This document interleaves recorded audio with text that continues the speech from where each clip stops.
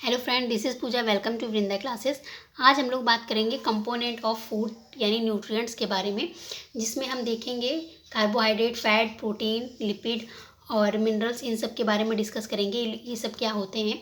तो सबसे पहले बात कर लेते हैं कि न्यूट्रिएंट्स क्या होते हैं। तो न्यूट्रिएंट्स फ्रेंड हमारे वो फूड के कंपोनेंट हैं जो हमको डेली एक्टिविटीज़ के लिए रिक्वायरमेंट होती है हमारी बॉडी को, उनको न्यूट्रिएंट्स कहते हैं। अब हम बात कर लेते हैं इसके यूजेस के बेस पे, क्योंकि अलग अलग एक्टिविटीज़ के लिए हमको अलग अलग न्यूट्रिएंट्स की ज़रूरत पड़ेगी। तो हमको एनर्जी प्रोवाइड कौन सा न्यूट्रिएंट कराता है, कौन सा न्यूट्रिएंट्स हमारे मेटाबॉलिज्म रेट को कंट्रोल करता है, कौन सा न्यूट्रिएंट्स प्रोटीन के बॉडी के रिपेयरमेंट में और ग्रोथ डेवलपमेंट में हेल्प करता है, और कौन सा न्यूट्रिएंट्स हमारे जेनेटिक मटेरियल को वन जनरेशन टू अदर में ले जाने में हेल्पफुल होते हैं।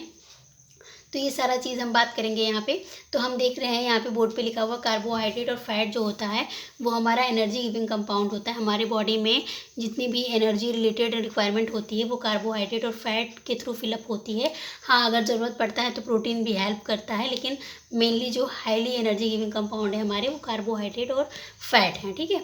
और मेटाबॉलिज्म रेट को कंट्रोल करने का काम हमारा विटामिन का होता है, मिनरल्स, वाटर, साल्ट, ये सारे न्यूट्रिएंट जो है वो यहाँ पे हमारे रिस्पॉन्सिबल हैं किसके लिए, मेटाबॉलिज्म एक्टिविटीज़ को कंट्रोल करने के लिए। अब बात कर लेते हैं प्रोटीन। प्रोटीन हमारे बॉडी में जो अगर कुछ जो है हमारे बॉडी के कोई पार्ट या कोई सेल्स रप्चर हो जाते हैं, उनके रिपेयरमेंट के लिए, ग्रोथ और डेवलपमेंट के लिए प्रोटीन नेसेसरी होता है।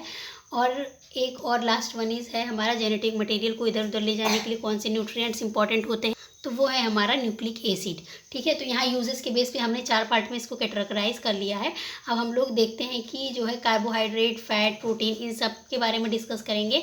और कार्बोहाइड्रेट, फैट और प्रोटीन का एक सिंपल टेस्ट भी देखेंगे जो कि एनसीईआरटी में मेंशन है। अगर आप किसी चीज़ की प्रिपरेशन कर रहे हैं, कोई स्टूडेंट हैं या फिर स्पेशली किसी एग्ज़ाम की तैयारी कर रहे हैं, तो ये टॉपिक आपके लिए कॉमन है। आप यहाँ इसको देख सकते हैं, पढ़ सकते हैं। इससे क्वेश्चन काफ़ी हद तक पुटअप होता है। कई सारे क्वेश्चन तो इसी सब में से पुटअप हो जाते हैं। जैसे विटामिन क्या एनर्जी के लिए रिस्पॉन्सिबल है?